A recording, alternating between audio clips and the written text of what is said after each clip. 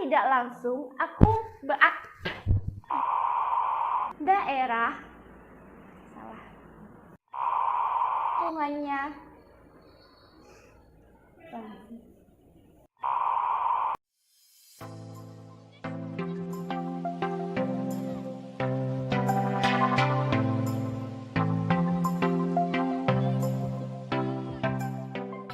Assalamualaikum warahmatullahi wabarakatuh. Halo teman-teman, aku Safia Aula Ihsanin dari Psikologi Sosial kelas D. Kali ini aku bakalan membahas materi tentang pengaruh adanya cyberbullying terhadap self-concept. Nah, sebelum kita membahas lebih dalam, kita harus tahu dulu nih, apa pengertian dari masalah yang akan kita bahas ini. Yang pertama yaitu cyberbullying. Cyberbullying sendiri adalah perundungan melalui dunia maya. Dapat diartikan perundungan ini menggunakan teknologi digital. Cyberbullying ini dapat terjadi di media sosial, platform chatting, platform bermain game, dan ponsel. Banyak sekali contoh cyberbullying, yaitu menyebarkan berita kebohongan, mengirimkan pesan ancaman, mengucilkan, menghasut, bahkan memaksa seseorang agar mengirimkan hal-hal yang sedikit sensual atau memaksa seseorang terlibat dalam percakapan seksual. Itu termasuk cyberbullying loh.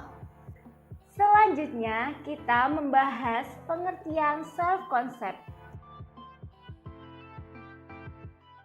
Self-concept merupakan sebuah konsep bagaimana kita sebagai individu mempersepsikan tingkah laku, kemampuan, maupun karakteristik diri kita sendiri. Dalam arti lain, gambaran siapakah kita dalam penglihatan kita sendiri. Misalnya, saya adalah pendengar yang baik. Menurut social identity theory, self-concept seorang ditentukan berdasarkan pada keanggotaan kelompok yang mereka ikuti. Misalnya nih, aku ikut OSIS di sekolah loh. Nah, secara tidak langsung, aku akan berpikir aku anak teladan loh karena mengikuti OSIS. Itu yang disebut self-concept, dapat terbentuk dari lingkungan dan pengalaman yang kita pelajari. Yuk lanjut. Kita bakalan membahas apa sih pengaruh cyberbullying terhadap self-concept.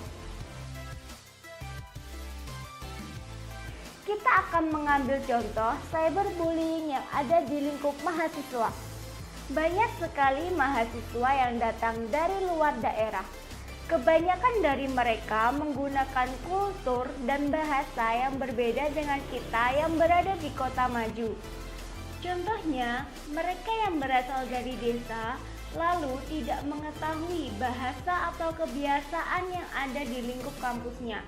Lalu, karena bahasa dan kebiasaan yang digunakannya berbeda, dia menjadi sasaran bullying teman-temannya yang berasal dari kota.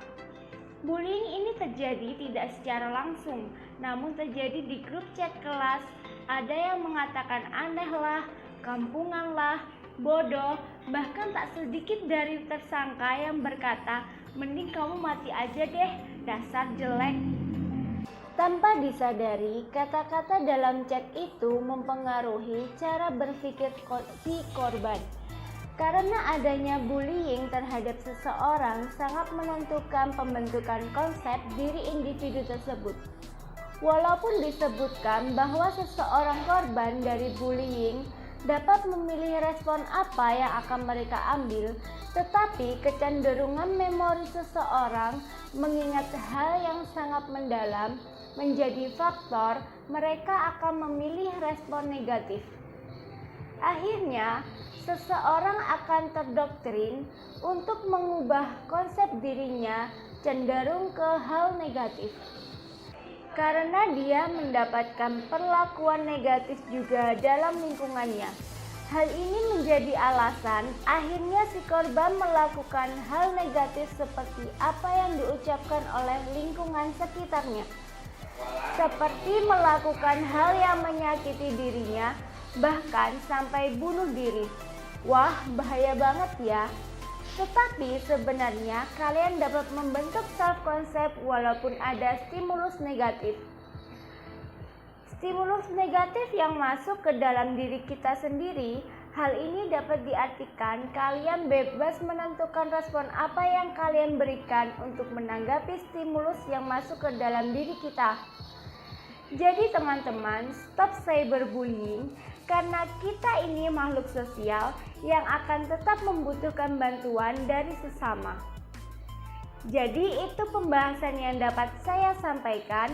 Terima kasih sudah menyimak materi yang saya sampaikan dan sampai jumpa. Wassalamualaikum warahmatullahi wabarakatuh.